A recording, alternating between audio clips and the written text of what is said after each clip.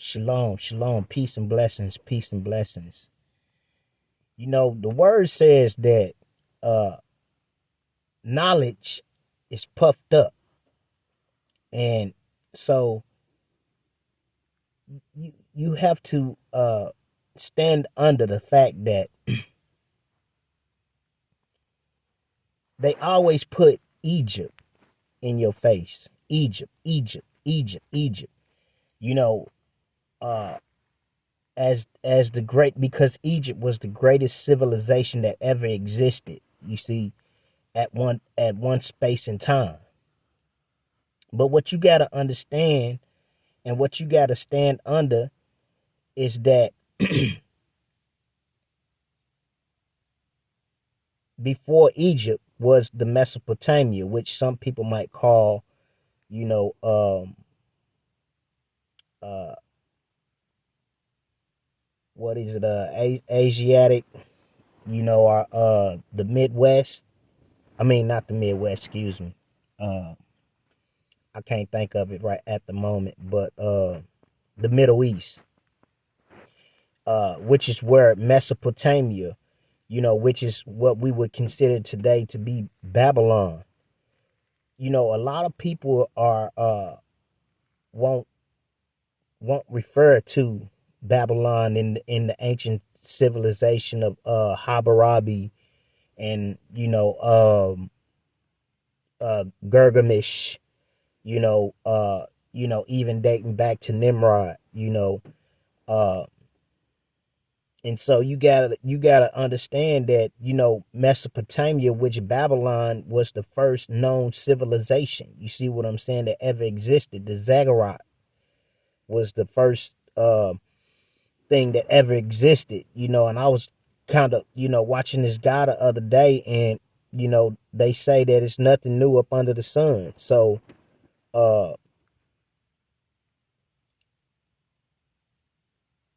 there is the possibility that back then they were creating crafts to try to go out of space at one time, because it said that in the time of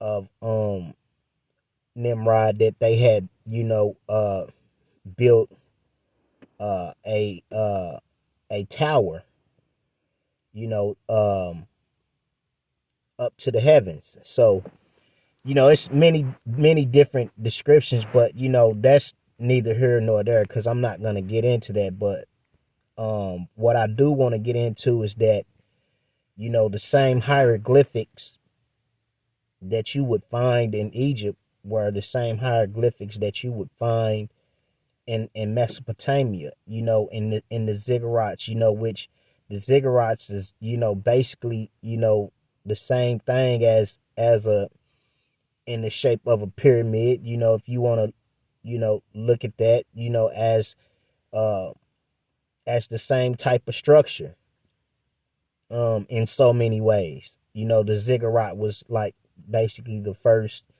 uh known man-made structure that we know, as far as probably the hut or something like that. But um you got to understand that and stand under the fact that before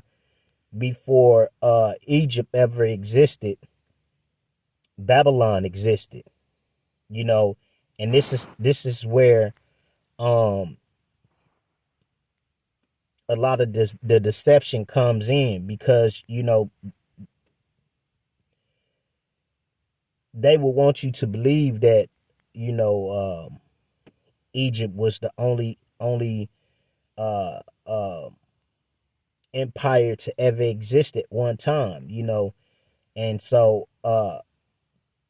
you got to understand that the same gods that came from Egypt were the same gods that came from Babylon, from Nimrod down to Horus, Osiris, and Ishtar, which was Tammuz at the time.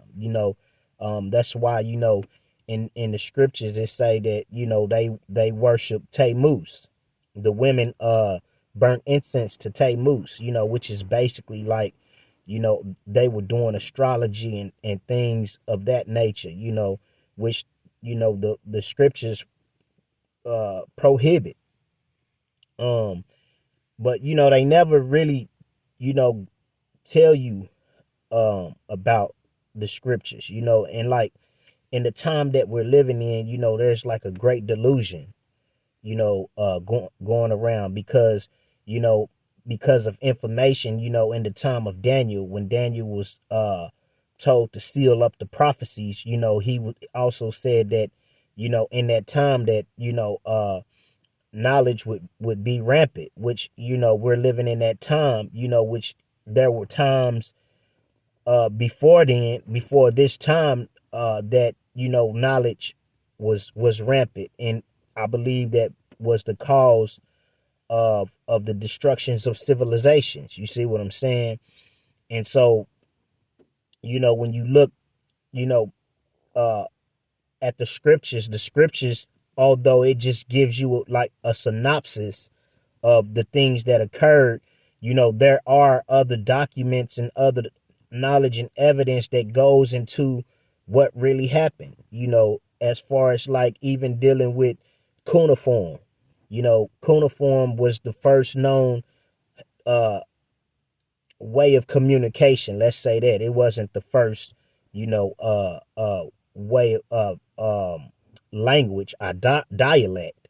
It was basically a form of communication through writing, though. But we also know that Hebrew is the oldest language, and that every other language follows after, thereafter. So when you go back to Babylon, and you get the Samaritan tablets and all of these things, which explains, you know, uh, you know, how the solar system came about. You have to understand that the Anunnaki and who the Anunnaki was, and that the Anunnaki were, basically the fallen ones. That's why when you go look at the hieroglyphics, they might have a lion's face or a eagle's face, or, or whatever the case may be. You see what I'm saying? But all of it, ties into the scriptures, because you have to understand that in Genesis 6, it explains, what we might today in today's civilization, see as aliens, or as UFOs, or whatever the case may be. You see what I'm saying? And so you have to take that into account, because even, the scriptures explain that, when Yahushua HaMashiach was born, that Mary and Joseph and Mary was, told by Gabriel that they had to take him down in Egypt. And so we know that Egypt represents slavery, represents bondage. You see what I'm saying? We understand that Babel represents confusion. That's what the Tower of Babel was. You see what I'm saying? So before there was slavery, there was confusion. Confusion always takes you into bondage, because we know that the enemy is the author of confusion. So you have to understand that, Yahusha, him too, was tempted. You see what I'm saying? That he also went down into Egypt, and that he also learned, and seen the same things that, that we seen. It's like, it's like, you got that homeboy, he don't bang, he don't gang bang, or anything, but he affiliated, he runs with, because he grew up in that community. He grew up around you, y'all friends and stuff, y'all know him, and although he never participated in the things that, the other guys participated, he was still, someone that was known in the community. And that's the same way that you have to look at it with Yahushua HaMashiach when he went down into Egypt, because from the time that, he was 12 years old, when he visited the temple, up until the time of his ministry, you didn't hear anything about him, And some people are under the impression that, the Most High used black magic or used some type of sorcery or witchcraft, and that's how he was able to walk on water and do the miracles that he did, which is blasphemy, because when you God, you don't have to use magic or anything of that nature. And so they will use that to cause people to doubt and doubt that the word is true, to relinquish their faith, you see. And so you have to understand that Babylon was existed before Egypt. So he also went down into Egypt. He also was uh exposed to the same things. You see what I'm saying? Like, again, as a prime example, that kid that he grew up around gang banging, he grew up around, the hitters, he grew up around, the jack boys, he grew up around, the dope boys, he grew up around, all of these things, but he didn't participate. You see what I'm saying? And so, that's the same thing that, happened with the Messiah. He was exposed to those things. The word often says that, that Yahushua HaMashiach, I can trying to think of it. It's right there. He became obedient by the things he suffered, you see. And so not all the time do you have to necessarily suffer some things, in the physical. You see what I'm saying? You can watch other people and that's suffering. You see what I'm saying? So he suffered too. It's just like, you suffering from your father going to the penitentiary. Are you suffering from your father not being in the house? Are you suffering because your mother was on drugs? You see what I'm saying? Although it wasn't you physically, it was around you, so you were suffering from it. You see what I'm saying? And so that is the deep parts of the scripture that we don't go into, that you have to meditate on these things, because it's in the meditation that the Most High reveals these things to you, so that you can have a proper, or the Most High's Ruach HaKodesh comes to you in that time of meditation and reveals these things to you, so that you won't be deceived in this hour, you see. And so it's just like with Joseph. Joseph's brothers were in the field, and I've made this statement before. They was in the field. How we say we in the field. You know what I'm saying? That's how it's us, because we in the field. You know what I'm saying? Like, those are the type of terminologies that we use. That's how we know it's our people. You know what I'm saying? Because he was in the field. His brothers was in the field, although the field would, at the time was sheep herding or herding the goats or whatever. You know what I'm saying? But when you take the terminology and you read it, you know what I'm saying? They was in the field.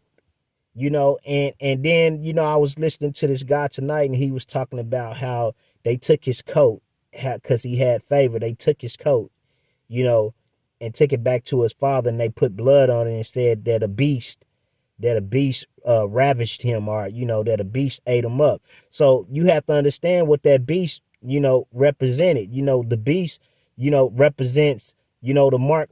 We understand that the scripture said that the mark of the beast was 666, right?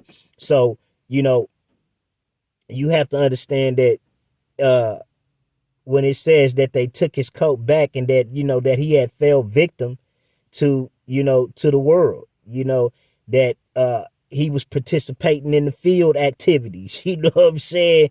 He was participating in the drug activity, participating. That's how you got to look at it, man. You know what I'm saying? Even though, the scriptures don't present it that way, but in modern times, you know what I'm saying?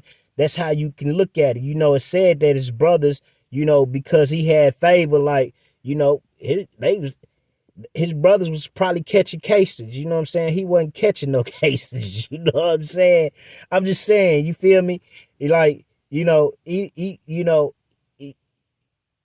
his brothers and them started cooperating and stuff. You feel me? Like, you see what I'm saying? But, you know, uh, Joseph stood on business. You see what I'm saying? You know, he wasn't no cooperation. You know what I'm saying? You understand what I'm saying? So, and they threw, they said that that he got ravaged by a beast, but they really threw him in the pit. You know what I'm saying? You know, the pit, you know, when you in a pit, you know, you can look at that as the penitentiary. You know what I'm saying? You can look at that as incarceration. You see what I'm saying? Like, this is how the deep levels of the scripture, like, it's not really boring as they make it seem to you, that, but you gotta really, you know, spend time with them yourself to see it in this way. You see what I'm saying? To understand it in this way, you know, so that it can redirect your steps. You see what I'm saying? Because it's there, you know, and as he was sold into slavery, you see what I'm saying? In Egypt, you know, he went to Egypt, right? He was in Potiphar's house, you know. So let's just say, you know what I'm saying, like, you know, if you've ever been to the penitentiary, you know what I'm saying, what's the best job that you could get in the penitentiary, where you working side by with the warden? You know, they come, you know, like in Shawshank Redemption, you know what I'm saying, how he was working for, you know, for the warden and doing all their taxes and stuff like that. You know what I'm saying? And they got the perks, they got to drink beer, you know, he got to eat pie and, you know, all. You see what I'm saying? It was something, it's something like that. You understand? So my point is that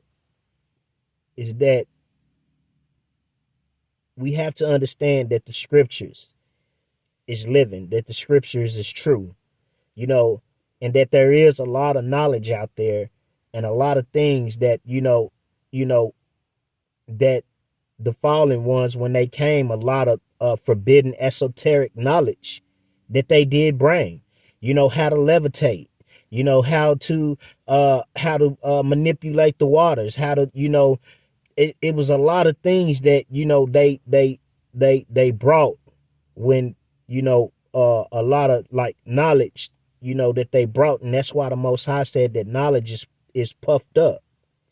You see what I'm saying? And so, you know, when you read the scriptures, you understand that the evidence thereof is real, you know, because, yeah, Hammurabi's law did exist at the time. You know what I'm saying? But what they ain't gonna tell you is that the Torah existed in the beginning. You know what I'm saying? It was oral. It was the oral Torah, of what they would call the Talmud. You see what I'm saying? So it was passed down from generation to generation orally. You see what I'm saying? But then it came to a point where, you know, it had to be written down. You see what I'm saying? It had different stages and different processes, because, you know, man being having the tendency to forget, you know, a lot of things. You know, when they were told, they would forget it. You see what I'm saying? Some people stood on their P's. Some people stood on their principles. You see what I'm saying? You know, that's how, you know, like, you got to go read those other books, like the book of Joshua and Jubilees, you know, to understand how Abraham went back to, you know, his forefathers, and that they basically, you know, were the ones who, um, Noah and them. He went back to Noah and Shem, and they gave him, you know, the scriptures. And, you know, he came out of Ur. You see what I'm saying? Because at that time he was in Ur, which is the Chaldeans, which is basically Nineveh. You know, like I say, Mesopotamia was the oldest civilization. So when you start, you know, talking about the Samaritan tablets and all this, yeah, those fallen ones did leave that information, you know. But that doesn't discredit the scriptures, because we're living in an hour where, you know, the scriptures are being discredited. You see what I'm saying? Where, you know, a lot of people are going back to their African roots. You know what I'm saying? Going back to Oshun and all these, erecting erecting altars to these things, which, the Most High forbid. I mean, even though we did have altars, and you could consider what we did a ritual, but it was the sacrifice to the Most High. It was what He commanded at that time. You see what I'm saying? So, I just want to get on here and just kind of explain some of these things, to give you a better perspective on things, an outlook on the scriptures, man. You know what I mean? Because you got to understand that, from Babylon all the way till now, that the knowledge that is coming out now and that's increased was back then. You see what I'm saying? So you got to understand that, so for anyone having doubts about it and thinking about changing your mind, like, man, stay hold, you know continue to have faith, man. you know Continue to be strong in your faith, because it's only through faith that, what I'm saying, and endurance, that you're gonna make it through to the end. Shalom, peace and blessings.